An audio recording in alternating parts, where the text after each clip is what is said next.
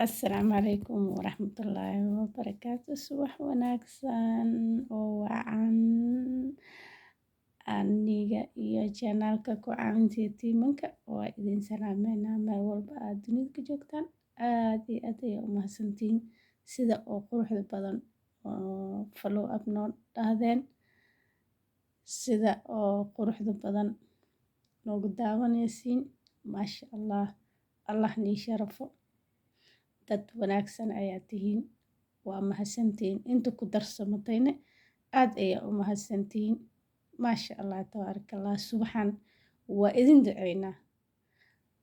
qof walba dhibaataysan inuu allah ka qaado dhibaatada maasha allah tabaarakallah subax barakaysan oo khayraysan maasha allah alxamdulilah allah naga aqbalo qur-aanka kariimka ah qof walbana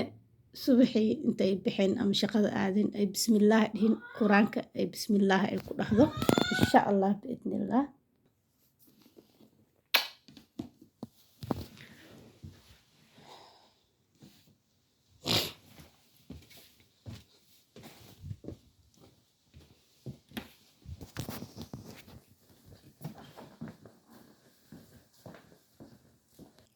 maasha allah markaasaas qur-aanka ugu aqrisano subaxii maasha allah salaatulfajirka ilaa subaxii laga gaarayo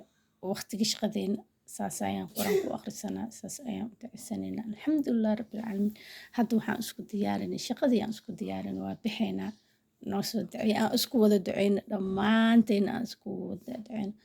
subaxii markaasoo kacdid aad wax qabanin oo salaad aad tukatid oo qur-aanka hal baal aqrisatid ilaahay albaabada dhan waa kuu furaa wax walbo ilaahay wuu kuu furaa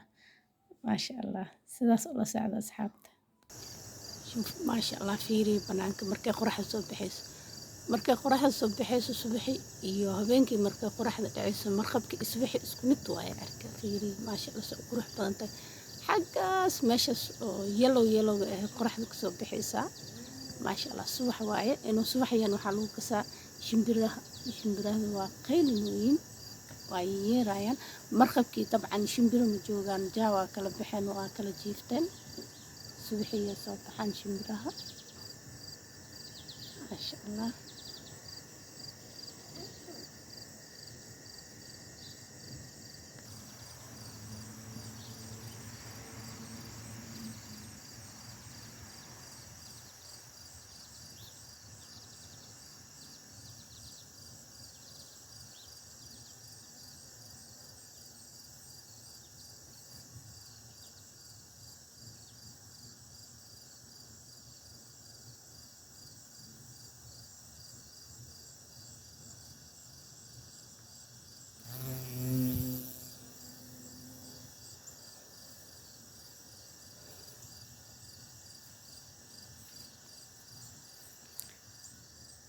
kanay cunaysaa